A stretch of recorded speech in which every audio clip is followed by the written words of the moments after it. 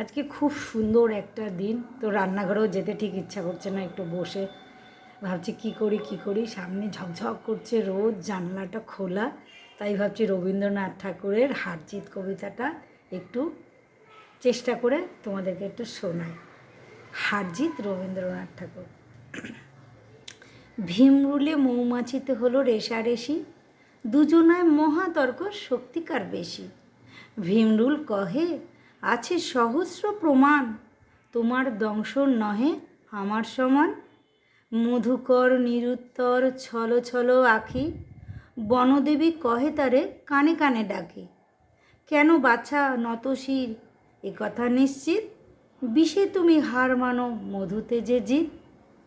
তো বন্ধুরা, ছোটোবেলায় করতাম, করি না, সময় পাই না, একটু চেষ্টা করলাম। তো তোমাদের কেমন লাগলো অবশ্যই কিন্তু জানিও।